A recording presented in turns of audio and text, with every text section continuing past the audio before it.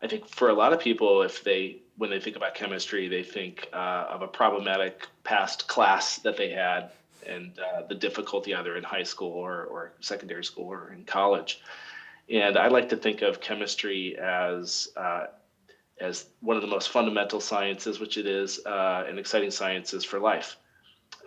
For me, chemistry is actually governed by physics. And when you have this magical dance between electrons, protons, and neutrons, these fundamental building blocks, they start to connect together and form different elements. And then when you have these different elements interacting with each other, you get chemistry. And the magic of chemistry is that when you get lots of these atoms interacting with each other, you start to form systems that result in biology, result in life. So chemistry really is life. The first thing to think of is that there are challenges with plastics, but to say plastics are bad is probably diminutive. The reason being is that what we have to consider is what the alternative materials are. I asked for 2 cups of water, not because I'm thirsty, but because I think it's important to understand where materials come from. And so it would be a choice for me to drink out of a styrofoam cup or to drink out of a ceramic mug. But if I'm making that choice from a perspective of the molecules that are going into it and the amount of energy I expended to make those 2 things, it becomes really clear which one I should use. And that's actually the one made of plastic. And this is because when you break that down, it'll actually take the energy of 500 styrofoam cups to be able to make my ceramic mug. Because this ceramic mug is made of clays, we've got to get that clay. We have to fire a kiln up to a very high temperature. We make a very heavy mug. We then transfer that heavy mug to the store, and we transfer that heavy mug to our homes. And then that's taking so much more energy than what is an extremely efficient process to be able to make a styrofoam cup. And the efficiency in terms of energy is really what's lost when people just think about plastics as being, the bane of our existence. We've got to think about the holistic system from the beginning to the end of the life cycle. And does that hold true if I have that mug for 20 years and use it over and over again, and the styrofoam cup doesn't perhaps survive as long? Is that picture still? So, well, it depends on how much of a bohemian lifestyle you lead. So if you want to, let's say, wash that cup, right, and you want to wash that in hot water and use detergent, then you're already over the energy cost of a styrofoam cup. So the reuse also has a cost associated with it, because if we put detergent down our sinks, we've got to then treat the water so it becomes potable again. And so everything from that systems perspective has a cost. Now, what we're not considering here is that this is a styrofoam cup that isn't going to degrade. And if you just throw that into the garbage and it ends up in a landfill, it's not going to sort of have a circular lifestyle, right? It's going to be stuck, it's going to be persistent. And so the challenge here is to develop things that are both energy efficient and that we can deal with in a different way, either through recycling or through other means. We also have, which I know other people have spoken about, we have a design problem.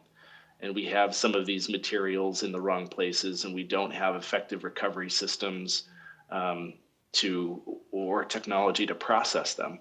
And that's partly because of the economic situation where we don't value them. Plastics are incredibly cheap in the grand scheme of things. And so it tends to be far cheaper to just create new plastics than to collect, sort, process those molecules and make new materials again. So is the problem that they're too cheap? Because it seems like a good thing that they're cheap.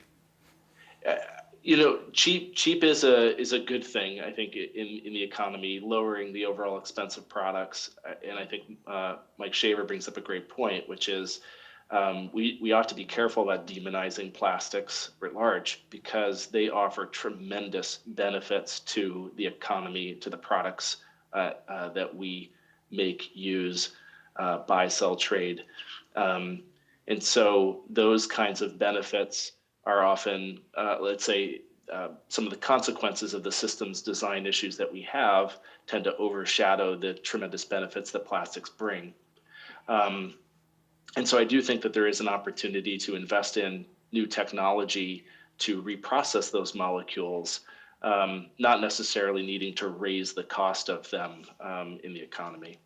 So I mean, I think that the complexity comes from the idea of a supply chain, right? Where you're really talking about the reason behind the inexpensive cost of, I like inexpensive better than cheap, the inexpensive cost of plastics being around our obsession with fuels, right? I mean, this is from the petroleum industry, and it's probably one of the most efficient processes on the planet, if not the most efficient. It's a ridiculously efficient system in order to separate all of those molecules out, break them down, and take as much value as possible from that resource, right? Because it is finite. And so once that process starts with that petroleum cracking, you now have these supply chain issues where you have supplier one that's going to be making the material, supplier two that's going to be processing it, three is probably a company that is developing a packaging solution. And so the public has a tendency to blame this on, you know, the grocery store or the Procter and Gamble's of the world that are using those in the packaging materials. But the complexity really comes from that understanding of that whole supply chain. It is very difficult for product manufacturers to make products that fit within the existing recycling streams. For example, we can't make every product out of paper, which is probably one of the largest by mass materials that flows through the economy and through recycling infrastructure. We're certainly not going to make everything out of polyester, out of PET. And so it becomes, I think for those kinds of companies that are looking to do the right thing to contribute to better end-of-life outcomes for products, they really have to start asking themselves about the materials that are going into their products and how do those fit within a circular economy, but more importantly, what are the systems, what does the systems design look like, what kinds of technology can be deployed to really start closing the loops on those molecules and getting them back in, as opposed to putting them into a speed bump or into your roads or at a waste to energy facility and into our air. I mean, I think that there's a lot more creative. So, you know, a lot of the innovation is happening on what we would call the monomer side of things, right? Those are the small molecules that we're stringing together to make a polymer. But the monomer and a polymer. Oh yeah, okay. So Yeah. you can think of that as you have a pearl, right? And so you go home to your girlfriend or your boyfriend and give them a pearl, and they think that you're an awkward guy, and maybe you are. I don't know. We just met. But you string those together, and eventually that's long enough that the properties change. And so mono, sort of Latin for one, and poly, Latin for many. You string those molecules together to be able to get a polymer. And really it's the transformation of the nature of the material that gets us to those So a polymer, polymer. Is PET a polymer? PET is a polymer. So PET stands for polyethylene terephthalate. And so the poly is just indicating that's a polymer of two esoteric molecules, ethylene terephthalate. I've literally no idea what Well, I you was were gonna say. saying a lot of the innovations happening before that polymer. Oh yeah, ends. so you think about, you know, we're going to get to dissociate ourselves from petroleum resources, start using more renewables. But I think what Mike W. is pointing to is a real need to think about how to get value out of the end of life, right? And I wholeheartedly agree. Grinding that up and putting it into a speed bump or burning it for energy is not the smartest way we can do that. We've got to think about ways to break that down at a molecular level or sort of creatively get value from that waste. But the scale of that problem is really huge. So it needs to be done with a real buy-in from all members of that supply chain. The optimism that I have is that I think we're at the tipping point of a revolution in recycling technologies, particularly given the stance that China took last year to restrict the contamination in recyclable materials that most of the Western world and developed world have been sending them. And that has forced us to deal with our own problems where we're by human nature, and I'll speak from North America, fairly lazy when it comes to recycling materials. So we have this evolution in a single stream recycling infrastructure, and most people treat it like it is your average waste or garbage bin. And these municipal systems absolutely were never designed to deal with that, and are now having to cope and figure out, okay, how do we do this smarter? So I think that there are probably three different areas of innovation. The first is definitely in the collection and sorting of materials. So I don't think we should fool ourselves. We're not going to have bespoke collection streams for every individual type of product or material. And so we really need to try to find a way of dealing with the complexity of the world around us.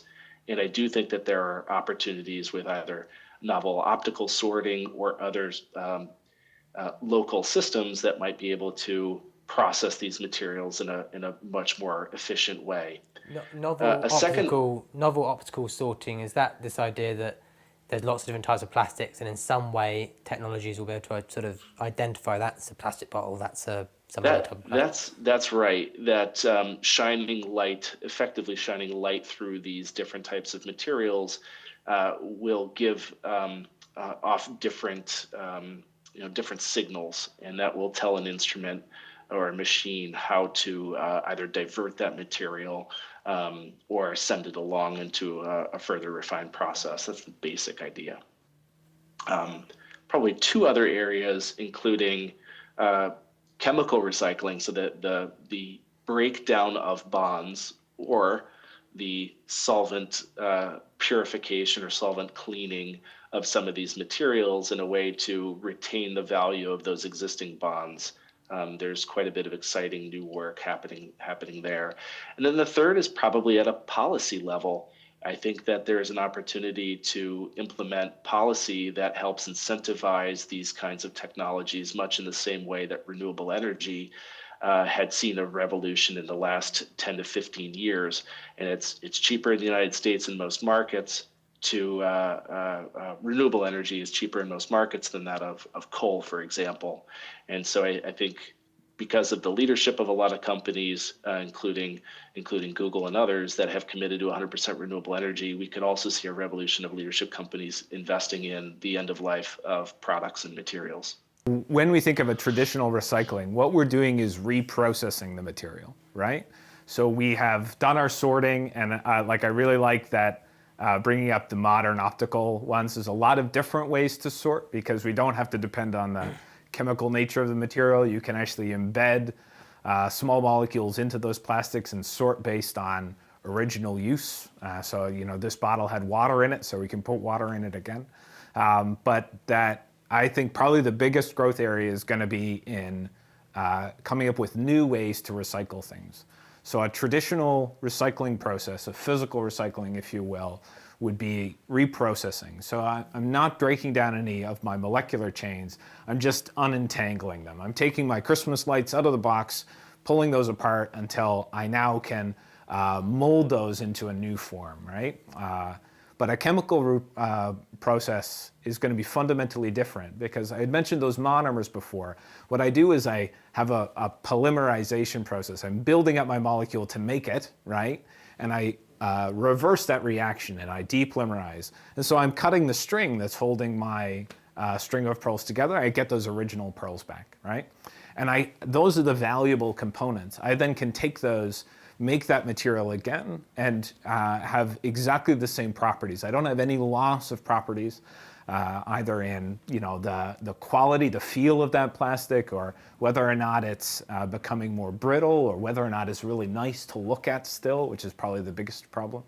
All of those things are possible by going through a chemical depolymerization process. But that's difficult to do, and you need to have a scale that's large enough and sort of distributed enough that you can really do that. We have a number of inventions that I think that would fit into either of those narratives. So we have one, new polymer system that does this chemical depolymerization. We have it catalyzed, so we don't need to really add in any extra chemicals. It happens in a very clean way. There's a number of systems which are developed actually by some American chemists which work really well and do a thermal process where you can heat it up and do a depolymerization. All those things are great, but those are being done on a laboratory scale. And so while we have some partners that are interested in it, it's a challenge because most of those partners are at the same sort of technology level as Google, right? This is an end user of plastic. And you've got to be able to, again, bridge that supply chain well by have chemical manufacturers able to scale this up. The size of the plastic problem is so immense that you really do have to have these materials produced on tons and tons and tons very, very quickly to be able to really address the problem. The issue of localized materials. So we've had a number of speakers talking about how, and actually the documentary that Leo mentioned, System Reset, touches on this, how sourcing local materials and producing things locally could be an economic answer, that socio-economic side.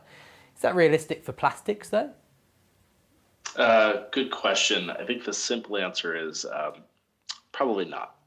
And I think if we consider the high technology, high physical resources, plants, infrastructure needed to make plastics and materials at scale, I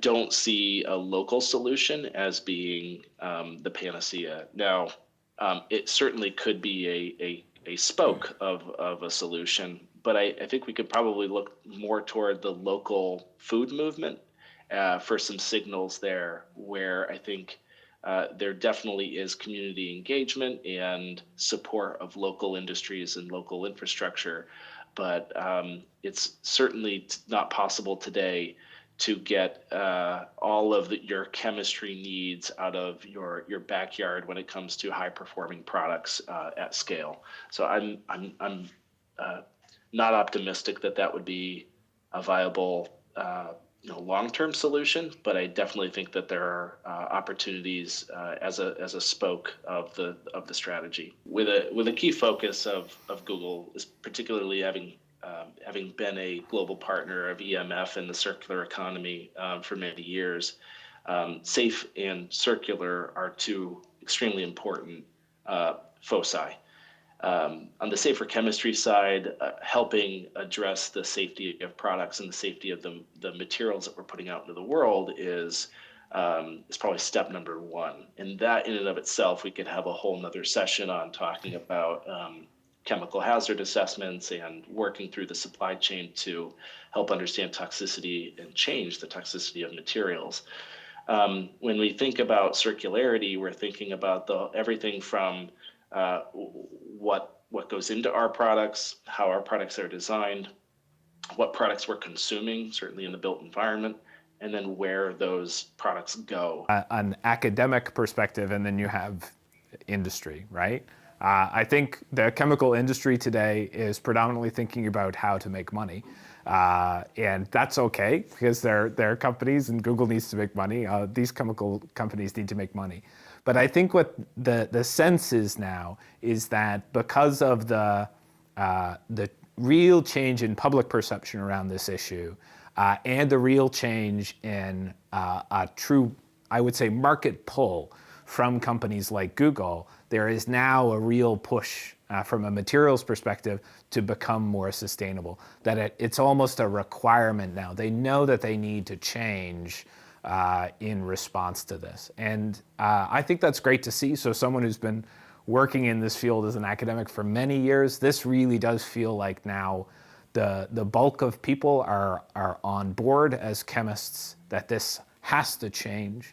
And I think it will, with the backing of good academic practice, good innovation from the science side of things, and companies who are on board with trying out these innovations.